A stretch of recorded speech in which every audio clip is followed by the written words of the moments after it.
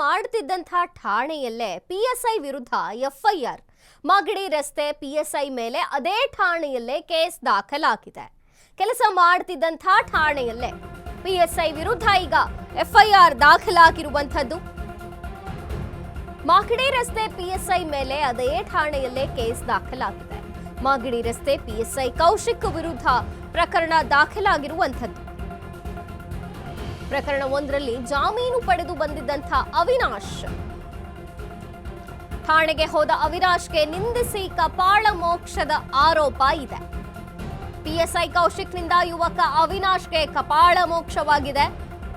Bale ಜೊತೆ ಬಂದಿದೆಯಾ ಎಂದು ಕೆನ್ನೆಗೆ ಬಾರಿಸಿ ನಿಂದನೆ ಮಾಡಲಾಗಿದೆ. ಈ ಕೇಸ್ಗೆ ಬೇಲ್ ತಗೊಂಡ್ರೆ ಇನ್ನೊಂದು ಕೇಸ್ ಹಾಕ್ತೀನಿ.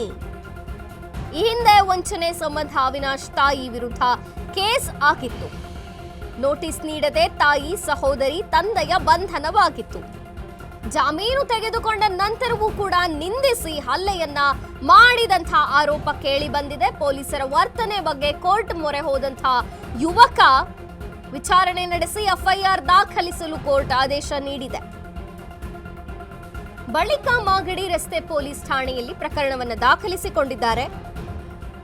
ಪಿಎಸ್ಐ ಕೌಶಿಕ್ ಸೇರಿ ಇತರರ ವಿರುದ್ಧ ಪ್ರಕರಣವನ್ನ ದಾಖಲಿಸಿಕೊಂಡಿದ್ದಾರೆ. ಪ್ರಕರಣ ದಾಖಲಿಸಿ ತನಿಖೆಯನ್ನ ಮುಂದುವರಿಸಿದ್ದಾರೆ ಪೊಲೀಸರು. ಅವರೇ ಕೆಲಸ ಮಾಡ್ತಿದ್ದಂತಹ ಠಾಣೆಯಲ್ಲಿ ಅವರ ಮೇಲೆ ಎಫ್ಐಆರ್. ಮಾಗಡಿ ರಸ್ತೆ ಪಿಎಸ್ಐ ಮೇಲೆ ಅದೇ ಠಾಣೆಯಲ್ಲಿ ಈಗ ಎಫ್ಐಆರ್ ಆಗಿರುವಂಥದ್ದು. ಕೌಶಿಕ್ ವಿರುದ್ಧ ಪ್ರಕರಣ ದಾಖಲಾಗಿದೆ. ಪಿಎಸ್ಐ ಕೌಶಿಕ್ ಪ್ರಕರಣ 1ರಲ್ಲಿ ಜಾಮೀನು ಪಡೆದು ಬಂದಿದ್ದಂತಹ ಅವಿನಾಶ್, ಠಾಣೆಗೆ ಹೋದ ಅವಿನಾಶ್ನ ನಿಂದಿಸಿದ್ದಾನೆ. ಕಪಾಳ ಮೋಕ್ಷವಾಗಿದೆ. ಪೊಲೀಸಪ್ಪ ಕಪಾಳಕ್ಕೆ ಹೊಡೆದಿದ್ದಾನೆ. ಪಿಎಸ್ಐ ಕೌಶಿಕ್ನಿಂದ ಯುವಕ ಅವಿನಾಶ್ಗೆ ಕಪಾಳ ಮೋಕ್ಷವಾಗಿರುವಂಥದ್ದು. ಬೇಲ್ ಜೊತೆ ಬಂದಿದೆಯಾ ಅಂತ ಕೆನ್ನೆಗೆ ಬಾರಿಸಿದ್ನಂತೆ, ನಿಂದನೆ ಮಾಡಿದ್ನಂತೆ. ಈ ಕೇಸ್ಗೆ ಬೇಲ್ ತಗೊಂಡ್ರೆ ಇನ್ನೊಂದು ಕೇಸ್ ಬೇರೆ ಹಾಕ್ತೀನಿ ಅಂತ ಹೆದರಿಸಿದ್ನಂತೆ ಪೊಲೀಸಪ್ಪ. ಈ ಹಿಂದೆ ವಂಚನೆ ಸಂಬಂಧ ಕೂಡ ಅವಿನಾಶ್ ತಾಯಿಯ ವಿರುದ್ಧ ಕೇಸ್ ಆಗಿತ್ತು.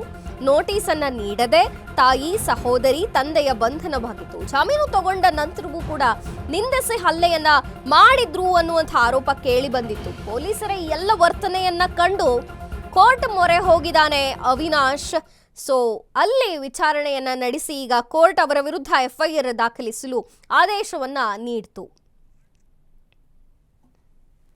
ಈ ಏನ್ ಇನ್ಸಿಡೆಂಟ್ಸ್ ಆಗಿದೆ, ನಾನು ಏನ್ ಹೇಳ್ತಾ ಇರೋದಂದ್ರೆ, ಮಿಸ್ಟರ್ ಕೌಶಿಕ್ ಅಂತ ಮಾಗಡಿ ರೋಡ್ ಸ್ಟೇಷನ್ ಅಲ್ಲಿ PSI ಆಗಿ ಕೆಲಸ ಮಾಡ್ತಾ ಇದ್ದಾರೆ ಪೊಲೀಸ್ ಅವ್ರ ಮೇಲೆ ಅಂತ. ಸೊ ಏನಾಗಿದೆ ಅಂತ ಹೇಳಿದ್ರೆ, ಆಕ್ಚುಲಿ ನಮ್ಮ ತಾಯಿ ಮೇಲೆ ಸಿವಿಲ್ ರಿಲೇಟೆಡ್ ಮೇಲೆ ಕೇಸ್ ಹಾಕಿದ್ದಾರೆ ಒಬ್ರು. ಯಾಕಂದ್ರೆ ಒಬ್ರು ಕೇಸ್ ಹಾಕಿರೋರ ಹೆಸರು ಬಂದು ಲಕ್ಷ್ಮಿ ಅಂತ. ಅವ್ರ ಗಂಡ ಪೊಲೀಸ್ ಡಿಪಾರ್ಟ್ಮೆಂಟ್ ಅಲ್ಲೇ ಕೆಲಸ ಮಾಡ್ತಾ ಇದ್ದಾರೆ. ಬಟ್ ಏನಂದ್ರೆ FIR ಕಾಪಿ ನೋಡಿದ್ರೆ ಗೊತ್ತಾಗುತ್ತೆ 30 ಲ್ಯಾಕ್ ಅಂತ ಹಾಕಿದ್ದಾರೆ. ಅದಕ್ಕೆ ಯಾವುದೇ ರೀತಿಯ ದಾಖಲೆ ಇಲ್ಲ.